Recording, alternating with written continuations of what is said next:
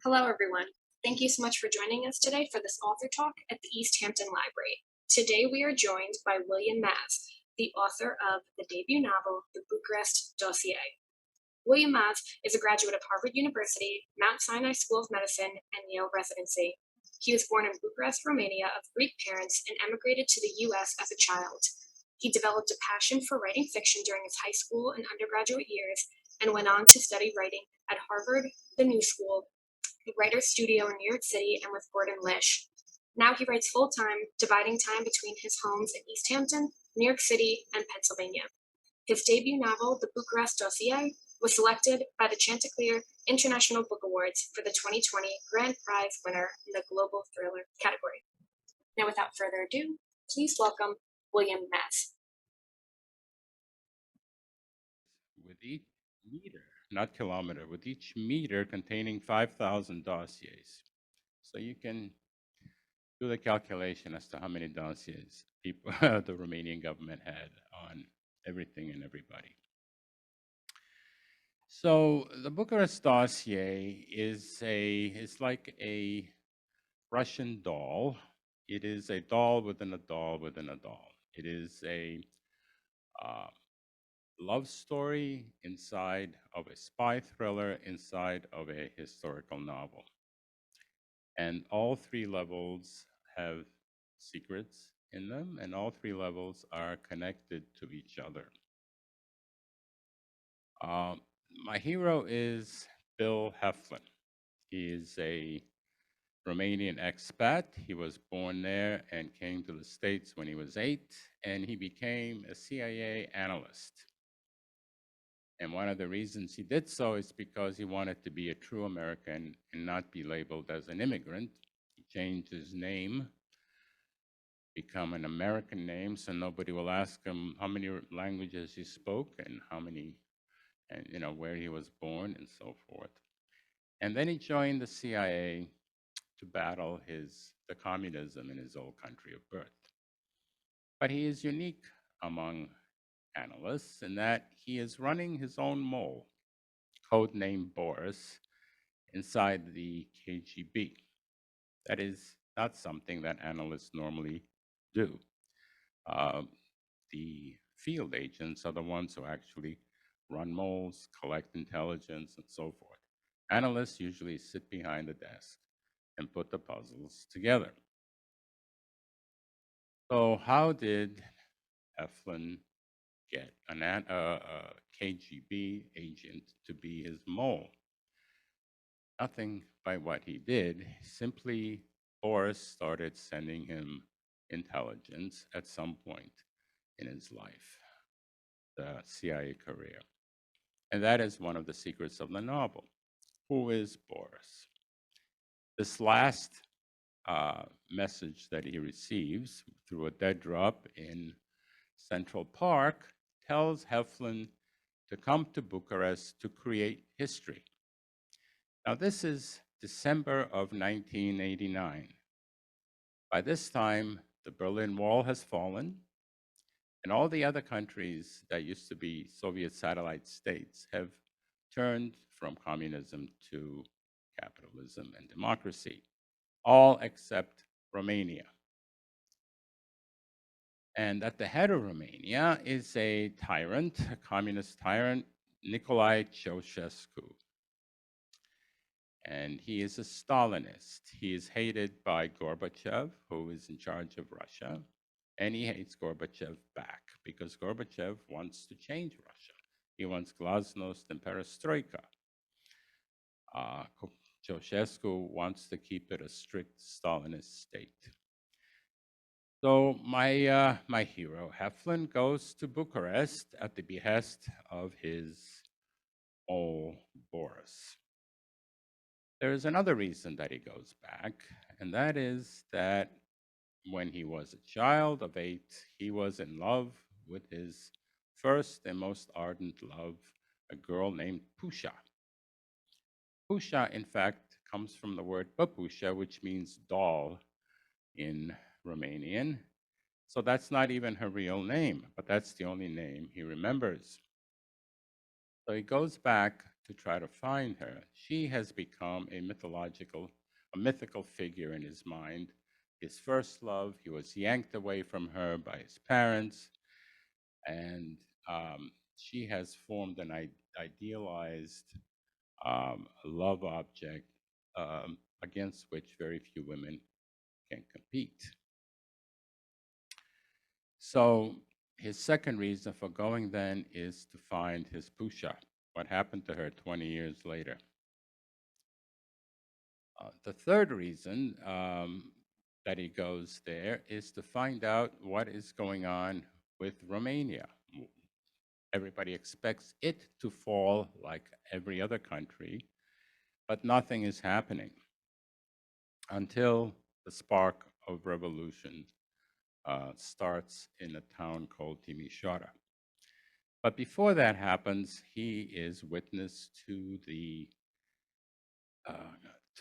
society that communism and Ceausescu has created. A society in which people are starving. Now, Ceausescu during the 70s got himself into a lot of debt from the West, and during the 80s decided he needed to pay it back. So the only thing you could sell was grain and natural minerals. So the people were starving because all the grain that they grew went to the West. And the cities were actually in the best of shape. Still, you would walk around and find lines for bread, for eggs. I stayed in an apartment above a butcher shop one time for about a week or two, and at 6 in the morning, a line formed underneath um, my window outside the butcher shop. It opened at 7. By 9 o'clock, the meat was gone. They closed the shop. At 4 in the afternoon, we hear a knock on the door. A little boy holding a little package, a slab of beef. My cousin bribed the butcher to save us meat. There goes the second part of what communism looks like. It is all based on bribes, on corruption. Anything from the grocer to the doctor. You couldn't see a doctor without coming with something in your pocket, whether it's money or eggs or meat or a live chicken, if you can believe it, into the doctor's office for him to see you. If you needed surgery, God help you, you'd better have a grandmother with jewelry from the past. Hospitals, you brought in your own sheets and your relatives changed them. You brought in your own food. They wouldn't give you any food. And many times you brought in your own medicines, which you would get from your relatives living in the West because they didn't have them, including antibiotics. Corruption was everywhere. You wanted a car, you had to save up for it. There was only one car, the Dacia, which was an old Renault, only in black and white. Those are the only two colors. You had to save up the money. There was no place where you can get a loan. And after you do, you go to the manager and you give him the money, and then he puts you on a list. Don't give him anything more. At the bottom of the list means you're going to get your car in 5 years. Pay him something, he's going to raise you on that list. So depending on how much you pay him. The earliest I ever heard somebody getting a car was 1 year. So there weren't that many cars on the road. The other thing that was going on was the secret police, the Securitate. So how did that affect people on an everyday basis? Well, all the phones came from the factory with a microphone installed in them. So they didn't have to bug your apartment. And that microphone could hear not only what you said on the telephone, but everything you said in the apartment. So normally, when you went and visit your cousin or your uncle or something, you would see this line, this telephone line coming from the wall, going into a drawer or a closet, which is where they would put their phones, so they so they wouldn't be listened to, or they would wrap it up in a blanket or something, or pillows to muffle the sound. Securitate, I'm sure, followed me whenever I visited, and I visited a great deal because I had relatives that were living there. And that is where I got a lot of the information, firsthand and secondhand, of the revolution, of, um, of the lifestyle. I saw it firsthand, the lines. People would stand in line without knowing what the line was for. And I would ask them, then, what's the point? He says, doesn't matter what they're selling, we'll buy it. And then we'll trade it among ourselves for whatever we need. He says, this is an example of reverse evolution.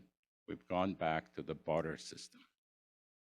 And that is how society survived. And the black market. The black market was a place that you could find certain things that you couldn't in the market.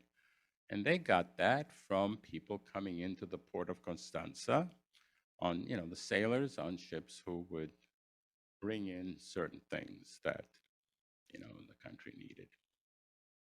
In the meantime, the communist apparatchiks, the nomenclatura that they were called, the higher echelon, lived like princes. They had their own party stores that were fully stocked with European and American goods, food, clothing, um, electronics, everything else. They had offshore accounts and the whole works. Every country that ever left communism that went to democracy had the same structure, and they all changed in the same corrupt way. They all had oligarchs. Okay? It's not just Russia. Romania, immediately after the revolution, was run by oligarchs, and it continues to be so today. They became the heads of all the companies that they privatized. Same thing goes on in Poland, so forth. These countries and Ukraine are at the bottom of um, the scale of European Union countries, and that's all because of the heritage of communism.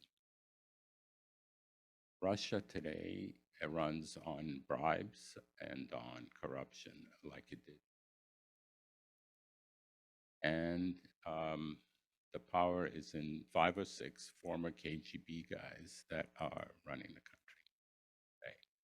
Exactly what happened in Romania. So the sequel that I'm writing, the Bucharest Legacy that I've completed actually, is the rise of the oligarchs, to explain how the oligarchs took over the country there, which is exactly how it happened in every other country that used to be um, communist. The secret behind the revolution, which everybody discusses to this very day, is, was it really a revolution, or was it a coup d'etat? History doesn't yet answer that question, because a lot of the files that are in the Securitate have never been made public. The revolution started in Gara, a city in Transylvania, which is part Hungarian speaking. There was a priest named Laszlo Tokes, a Hungarian priest, that the government wanted to move from Timisoara to the countryside to shut him up because he was against the government. A lot of people gathered around his house.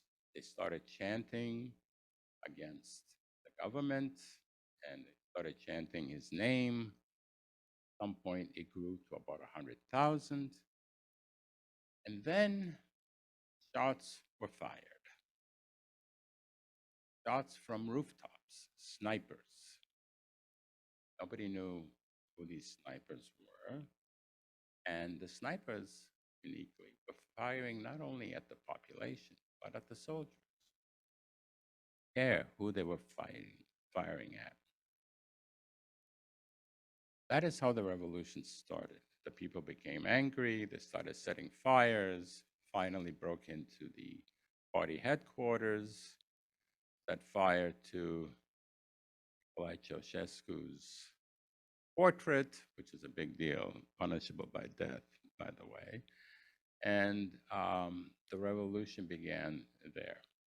It spread to other countries. I'm just giving you the background here that I talk about in the book.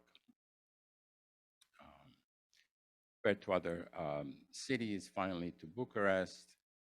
Ceausescu attempts to quiet the people, tells them he's going to raise their minimum wage.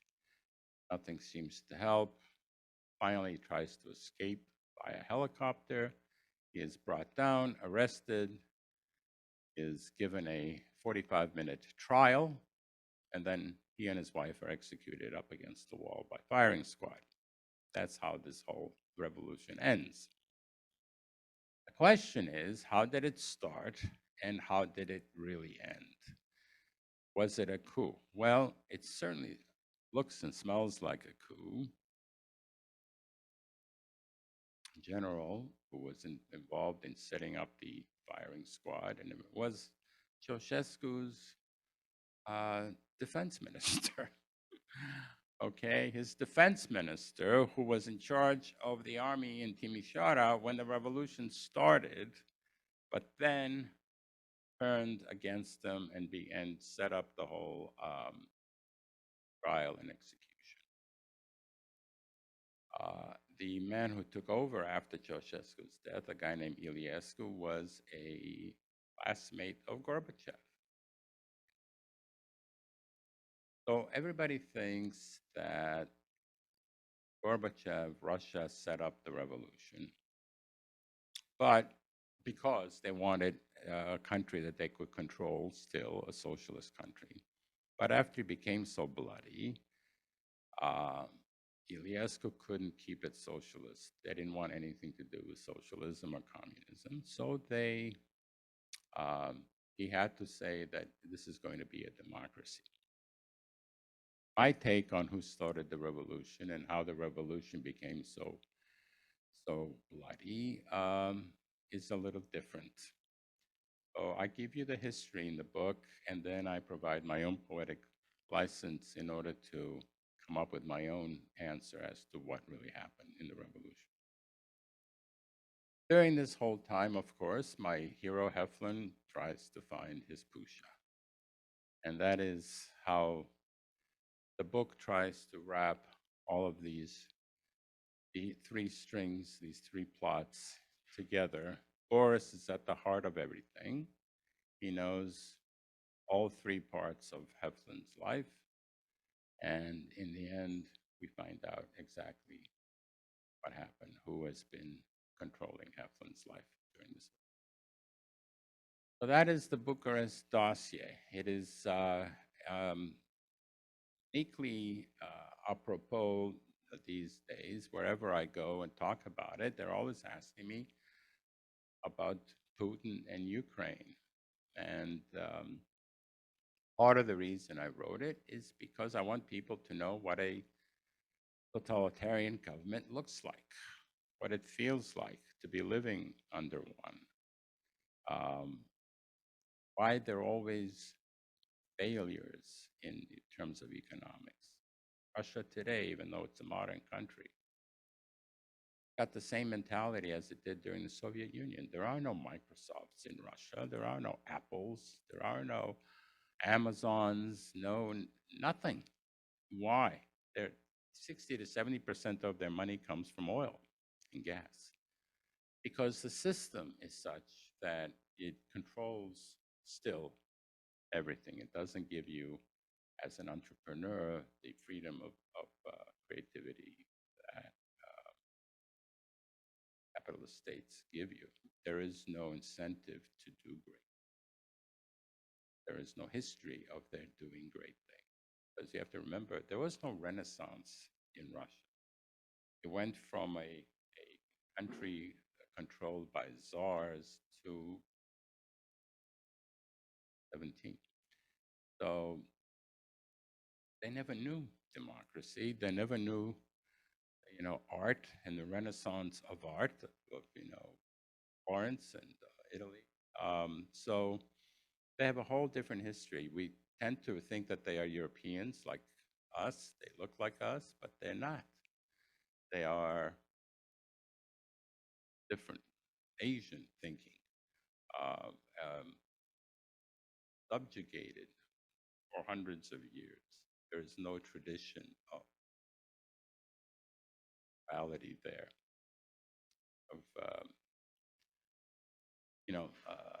non-state-owned um, companies and so forth. So it is hard to break that kind of history. It has to be done over many generations.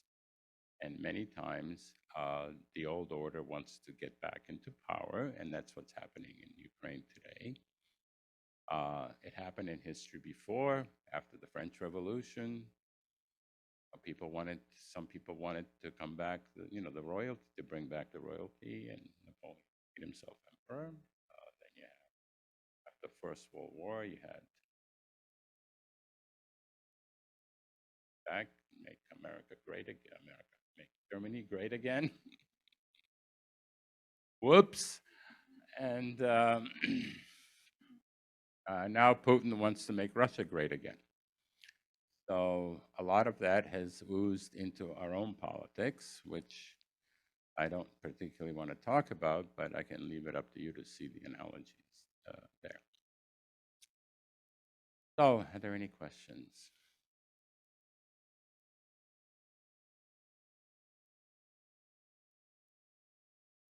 December '89, that's that 1 month. So the revolution happened December 25th, Christmas Day. That's when Ceausescu was killed. And this takes place a few weeks before that and a week after that.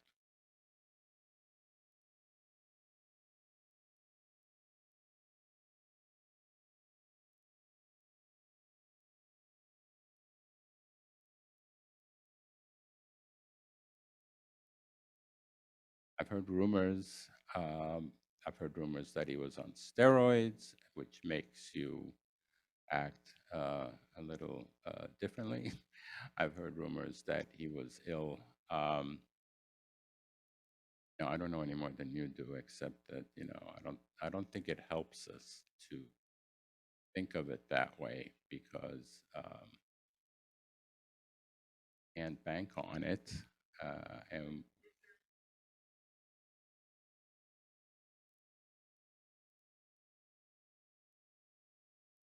no. Well, here's the problem with oligarchs. It happened everywhere. There is no continuity of power because they think they're going to live forever. So there is no system of taking over. Now, Ceausescu wanted his son to take over. So many times you leave it in your family's name.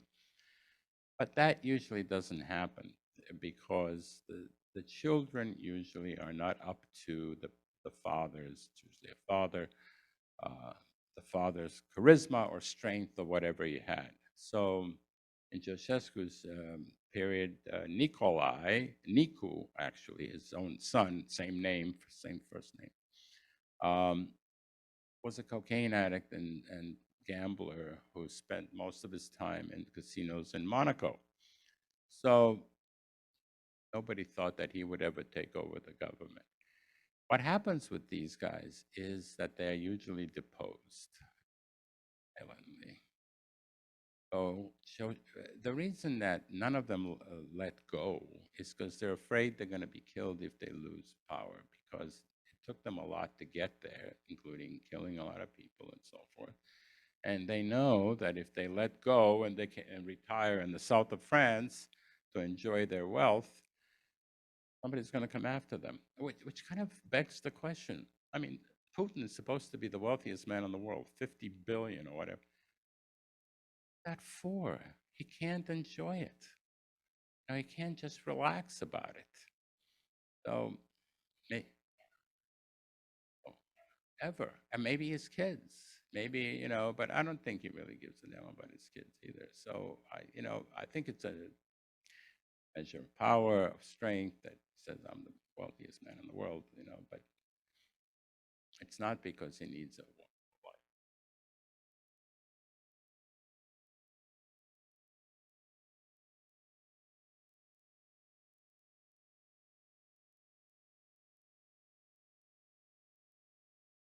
Right,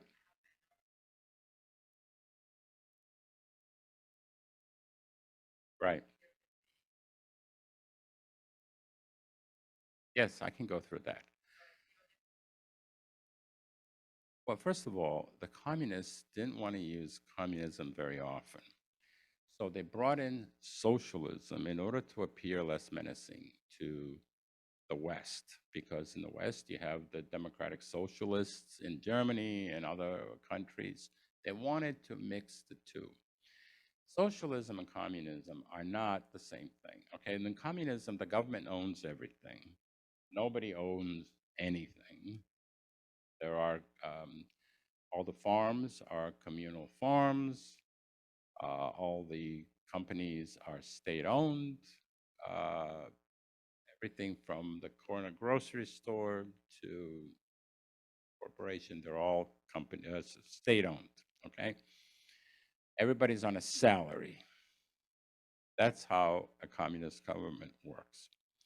Socialist government is totally different. You can have free. By the way, there are now no free elections in a communist government. Okay, so you can look at the system from an economic point of view and from a voting political point of view, right? So when you speak about the difference between communism and democracy, it is that in a democracy, a multi-party system which vies for power and then gets elected. In a communist system, you don't have other parties. It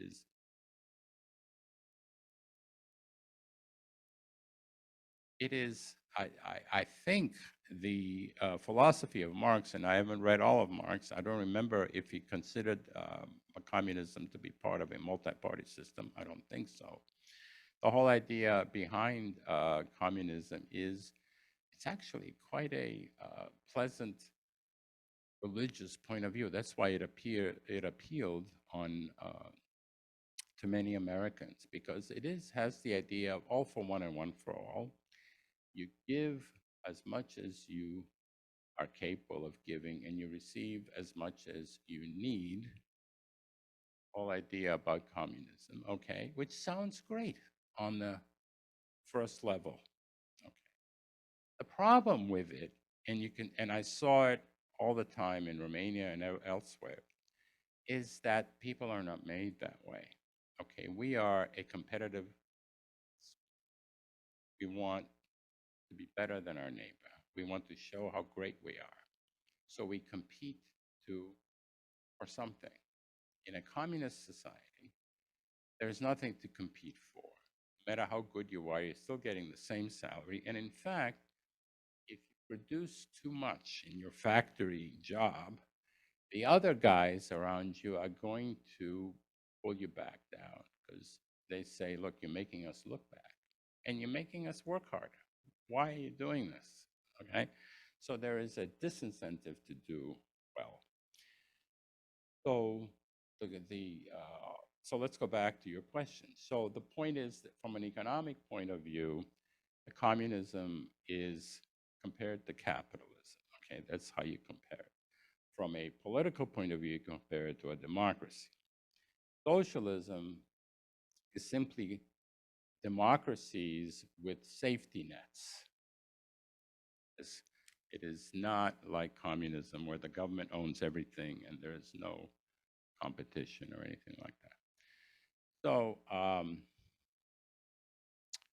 right.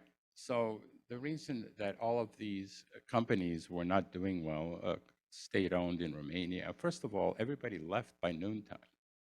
Nobody cared what the company was doing. They left the company to stand in line to buy bread.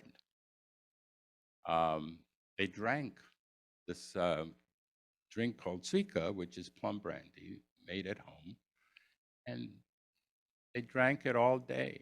I mean, I remember being on a bus where the bus driver, at a stop, a red light, fell over his steering wheel, and out of his pocket rolled a bottle of suika. So he passed out. He was the bus driver. The number one cause of death in Bucharest at the time was accidents with buses and trolleys. Okay. So, because, yeah, we're all drunk. Nobody cared. Okay.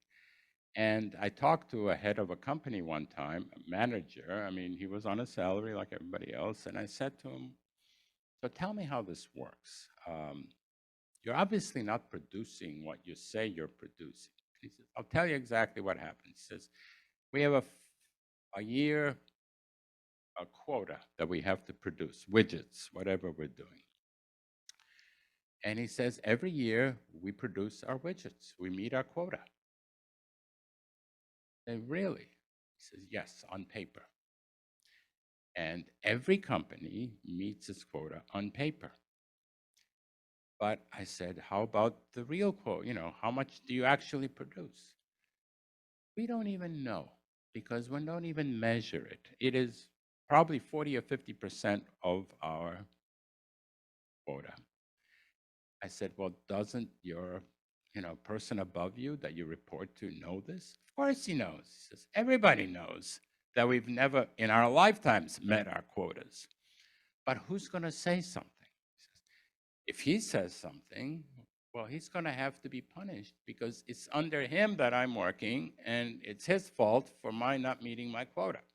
So he pushes the paper up to his superior. His superior has the same problem. So it all goes to Ceausescu, who knows that nobody has met his quota, but if he admits it and puts everybody in jail for lying to him, he's going to have to admit that socialism, i.e. communism, is corrupt. And he can't admit that. So he doesn't do anything either. So that's how these lies get perpetuated and never fixed. And that's why people were starving. Nobody cared. Romania today is corrupt as hell. The corruption has persisted. Cannot get rid of the idea of corruption just with, I thought it'd take one, but it's taking longer than that. It goes back all the way to the Turks, the idea of bakshish. It's have to pay to get anything done. That exists today, not as outwardly obvious as it used to be for bread and for meat, because that is abundant now. It looks on the surface like a regular European city. Everybody's got iPhones, everybody's got cars, a lot of private companies, most of them big ones owned by previous Securitate big shots. The rumor is, and nobody can prove it, that they control the governments, no matter which government it is. And one of the things that has happened there is that because all of these dossiers that they used to have never been made public, they still have them for security reasons.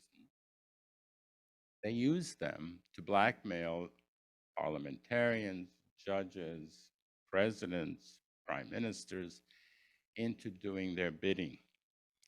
So they've cut a lot of corners and changed a lot of laws in order to become powerful. And now apparently they're so powerful that it doesn't matter who the government is in charge in the background. So it's corrupt, but on a higher level. Yes, There's a tourist industry. There, on lower levels, there is a vibrant capitalist democratic system. There is voting, which is relatively honest. It is being overseen by Europeans, the European Union. Now, Romania is part of the European Union. It's part of NATO. So a lot of rules have to be done in order for that to happen. So they have. So it's become a modern city, but it always, a modern country, but it always remains at the bottom of honesty in the European Union. Ukraine and Czech Republic and all of those. Uh, yes, well, it doesn't compare, trust me. I mean, we have corruption in the United States, but not on that level.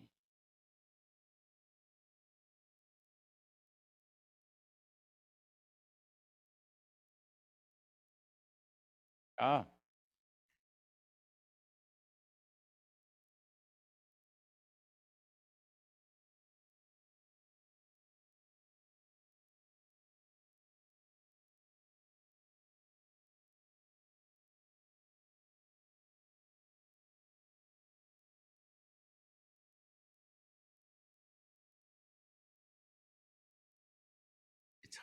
it's hard to remain independent when all these really powerful people around. Just because you got votes doesn't mean you have power. And what's happening in Russia right now with their army, one of the best things that happened for the U.S. Army is the Ukrainian War, which I hate to say with all the people that have died, but this is how they think. Because they were able to look at the Russian military and to see how hollow it is. Okay, and the reason it's hollow is because, like in everything else, there have been, oligarchs stealing all this money. Okay, so on paper it looks great. It's like those companies under the communists. On paper it looks great.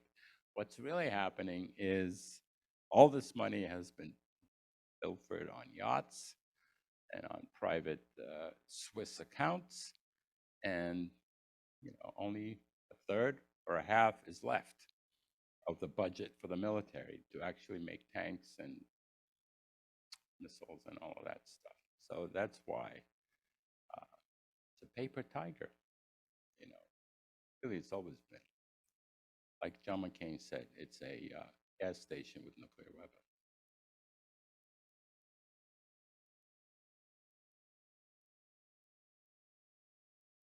Thank you all very much for coming.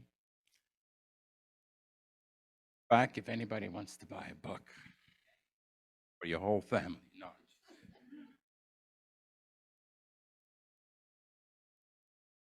Thank you so much, William. And like he said, we do have signed copies in the back of his debut novel, The Bucharest Dossier. So if you just make your way back to grab a book. But thank you so much.